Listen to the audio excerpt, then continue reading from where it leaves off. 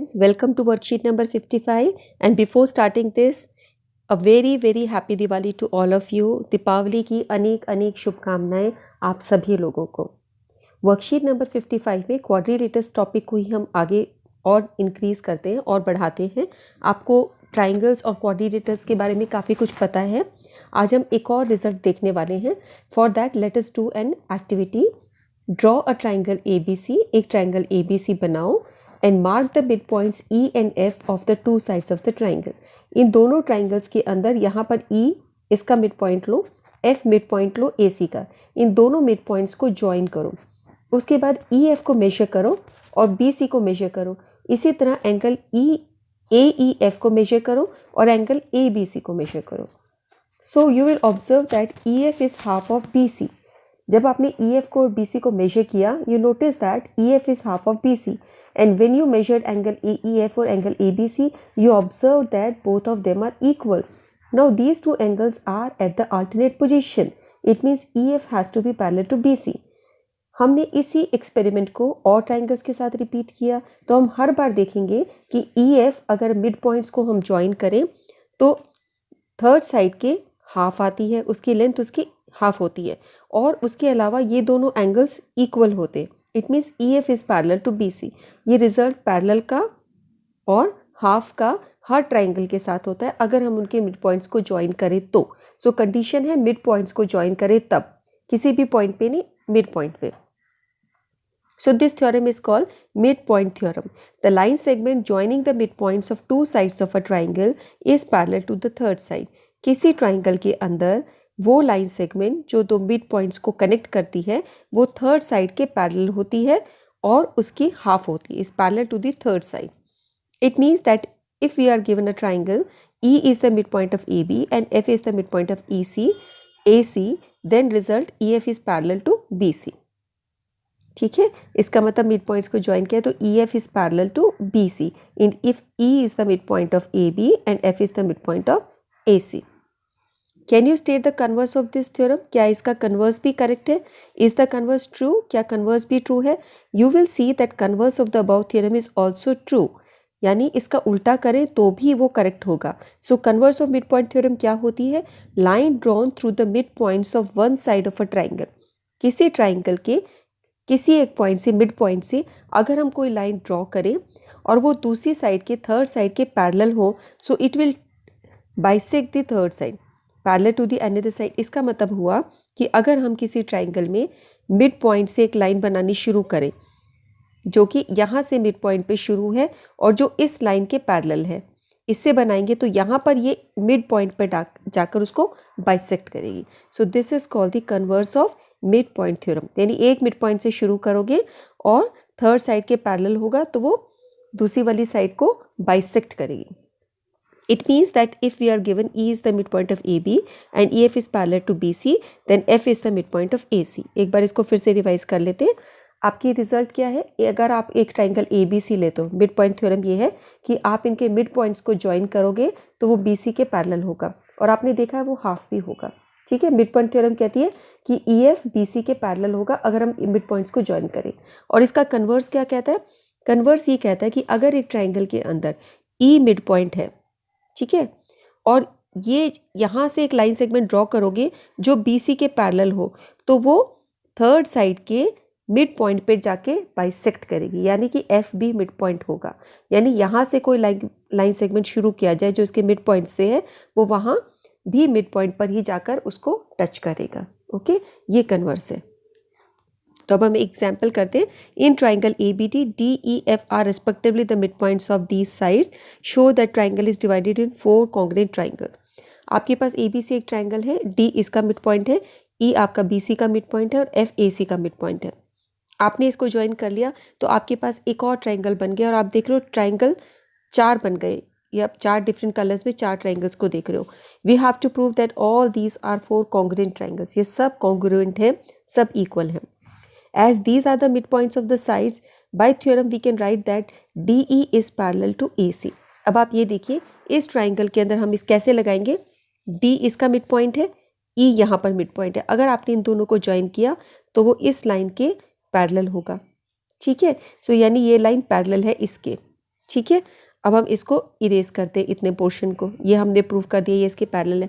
इसी तरीके से अब दूसरी साइड लीजिए कि आपने देखा कि ये एफ जो है और ये क्यू है, ये मिड पॉइंट है ए सी का और ये यहाँ का, तो ये जो लाइन होगी ये इसके पैरेलल होगी by mid point theorem.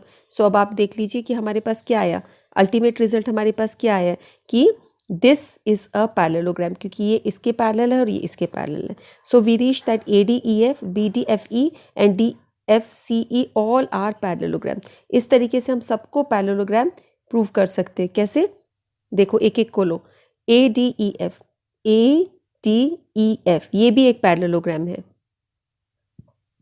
A D E F इसको मैंने अभी प्रूव किया, ये पैरेललोग्राम था क्योंकि ये साइड आपकी इसके पैरेलल थी और ये साइड आपकी इसके पैरेलल थी। ठीक है, अब दूसरा ट्राइंगल हम देखते हैं कि कौन सा और पैरेललोग्राम यहाँ पे बन रहा है। अब हम देखते हैं बी डी ई एफ, ये बी डी है और ये ई एफ है। ठीक है, आपने देखा था कि भाई ये लाइन आपके फुल ए बी के पैरेलल थी, this line is parallel to A B, तो ये इसके भी पैरेलल होगी डी ई के। और इसी तरह से डी मिड पॉइंट है इस लाइन का और एफ मिड पॉइंट है इस लाइन का, तो ये डी एफ पैरेलल है आपकी बी सी के, तो इस हिसाब से ये डी एफ इसके पैरेलल हो गया, तो ये एक पैरेललोग्राम बन गया।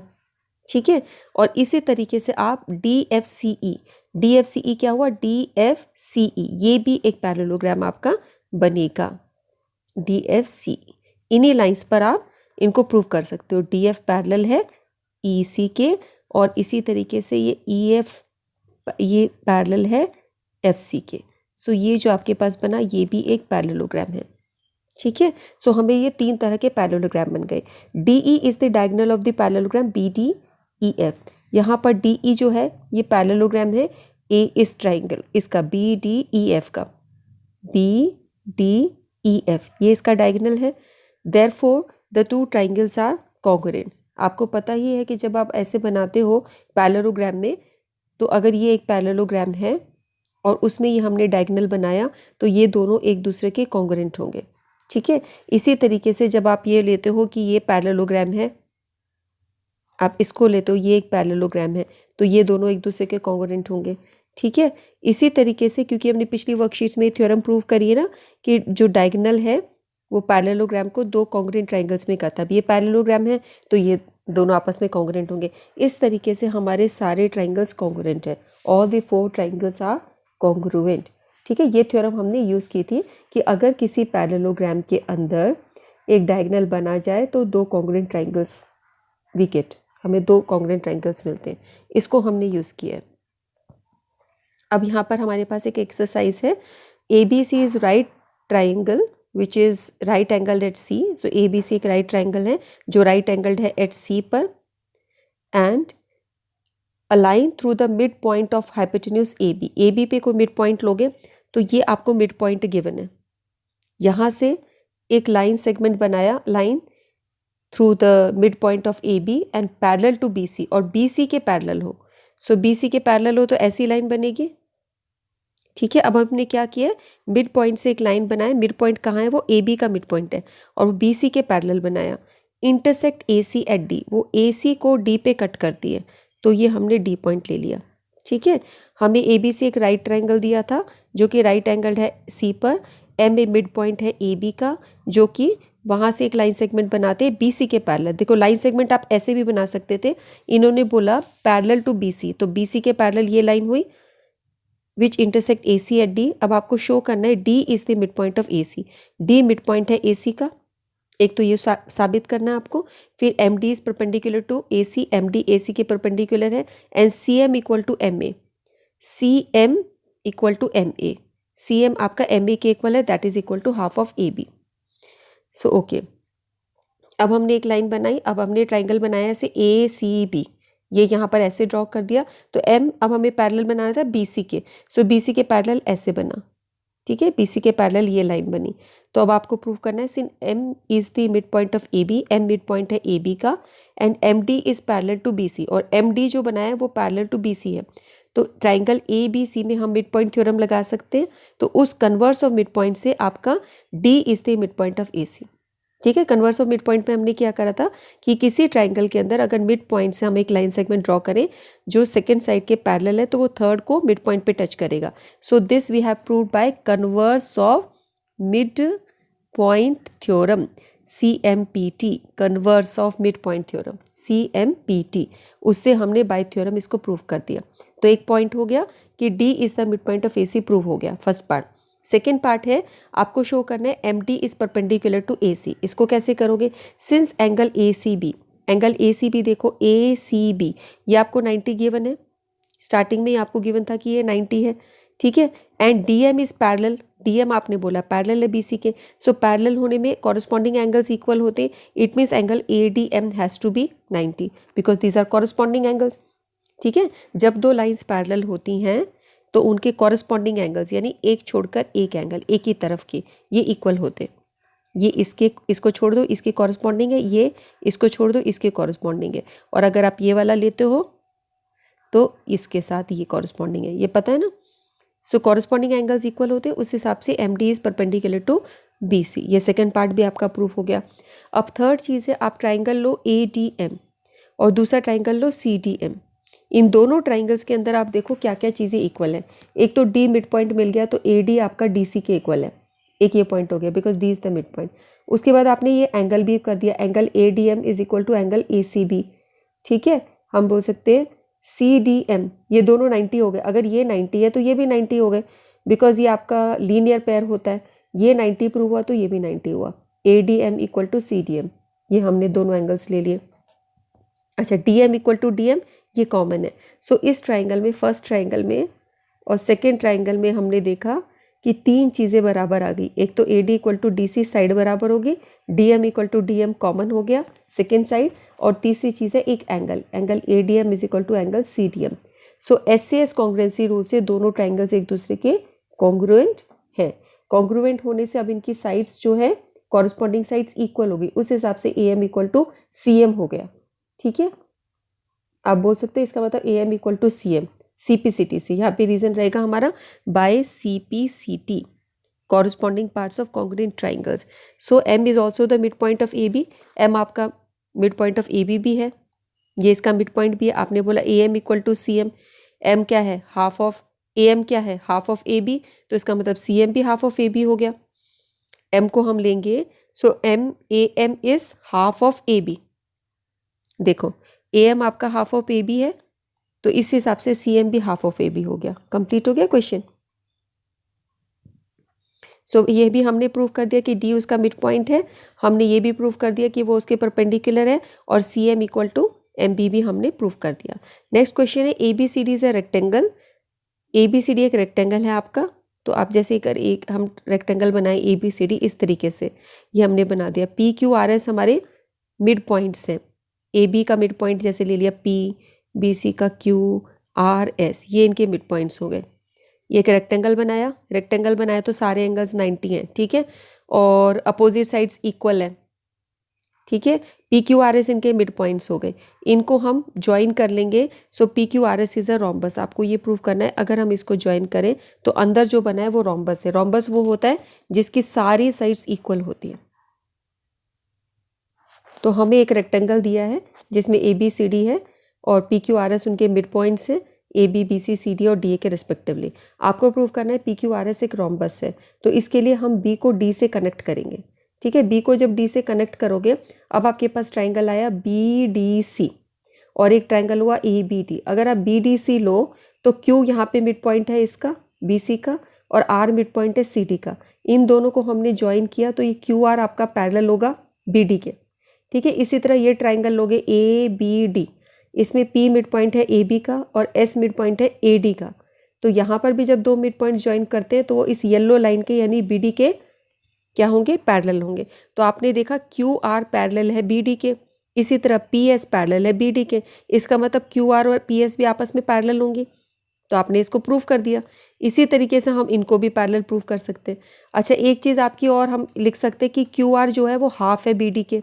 हमने मिड पॉइंट थ्योरम में ये भी पढ़ा है कि QR इसके पैरेलल होती है और इसकी हाफ होती है। इसी तरह PS भी आपकी BD के पैरेलल है और उसकी हाफ है, यानी कि PS और QR इक्वल भी हैं और पैरेलल भी हैं। तो अगर हम किसी एक क्वाड्रिलेटरल की किसी भी एक पेयर ऑफ साइड्स को पैरेलल भी प्रूव कर दे और इक्वल भी प्रूव कर दे। लास्ट वर्कशीट में मैंने बताया था ना, ये इंपॉर्टेंट रिजल्ट है और हमारे बहुत क्वेश्चंस हुए थे उस पर। सो ये प्रूव हो जाता है, ये एक पैरेललोग्राम है। किसी भी एक साइड को ले लो, दूसरी साइड को लेने की जरूरत नहीं फिर पी क्यू और एस आर को। तो ये एक पैरेललोग्राम प्रूव हो गया। हमें इसको एक क्या प्रूव करना है, रोम्बस। तो फर्स्ट स्टेप हो गया कि हमने इसको पैरेललोग्राम प्रूव कर दिया, फिर हम इसको रोम्बस करेंगे। आइए इसको देखते हैं। आपने ये देखा कि पी और एस मिड पॉइंट है यहाँ पर of AB and AD, so PS is parallel to BD and PS is half of BD। Equation 1 mark कर लिया। ट्रायंगल BCD के अंदर Q मिड पॉइंट है BC का और R मिड पॉइंट है CD का, so QR is parallel to BD and QR is half of BD। Second point mark कर लिया। तो फर्स्ट और सेकेंड से हमें मिलता है कि PS और QR पैरेलल हैं और PS और QR इक्वल भी हैं। So PQRS is a parallelogram. Again यहाँ पर हमने वो थ्योरम यूज़ करी है कि only one side, one pair of side को if you prove equal and parallel, so we get that this is a parallelogram. अब आप देखिए AB और CD दोनों इक्वल हैं। AB आपकी CD के इक्वल है because opposite sides of a rectangle are equal. ठीक है, तो इनके हाफ भी इक्वल होंगे। अगर ABCD इक्वल है तो उनके हाफ भी इक्वल होंगे। P उसका मिड पॉइंट है, तो आप बोल सकते हो कि भाई BP भी आपका CR के इक्वल है, BP CR इक्वल हो गए। अगर हम ये ट्राइंगल ले BPQ, इस ट्राइंगल को ले, ठीक है, ये आपका ट्राइंगल हुआ ये वाला, और ये ट्राइंगल ले, इन दोनों ट्राइंगल्स को हम कॉन्ग्रुएंट प्रूव करने की कोशिश करते हैं। तो BPQ के अंदर आप ये बोलोगे ये AB का आधा AP है और ये CD का आधा CR है, ये दोनों इक्वल हुए आपस में। ठीक है, और BQ और CQ ये इक्वल है बिकॉज Q यहाँ पे मिड पॉइंट है BC का, BQ CQ इक्वल है बिकॉज Q मिड पॉइंट है। BP इक्वल टू CR अभी हमने प्रूव किया, भाई हाफ है वो AB और CD के, ये प्रूव हुआ। और ये एंगल जो है ये दोनों का 90 है, भाई रेक्टेंगल के सारे एंगल्स 90 होते हैं। सो अब आप देख रहे हो दो साइड और उनके बीच का एंगल, यानी S से ये दोनों ट्राइंगल्स कॉन्ग्रुएंट हो गए।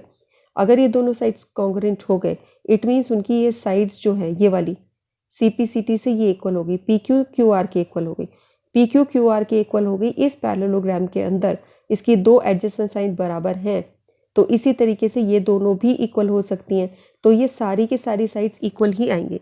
लेंथ और ब्रेड्थ तो दोनों इक्वल आ रही है। देखो ये पैरेललोग्राम है PQSR, पहले आपने ये प्रूव किया था। पैरेललोग्राम का मतलब है QR PS के इक्वल है और इसी तरह PR SR के इक्वल है, तो अपोजिट साइड तो इक्वल ही है।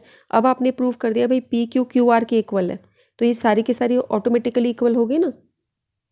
तो दोनों ट्राइंगल्स कॉन्ग्रुएंट हो गए S से। So PQ equal to RS, RQ आपका PQ इक्वल टू RQ, ये आपकी PQ इक्वल टू RQ हो गया बाय CPCT से।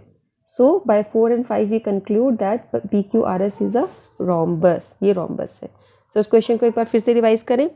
आपको एक रेक्टेंगल गिवन था, रेक्टेंगल के अंदर सारे एंगल्स 90 होते हैं, अपोजिट साइड इक्वल होती है। Rectangle is also a parallelogram, ठीक है, and all angles are 90 here.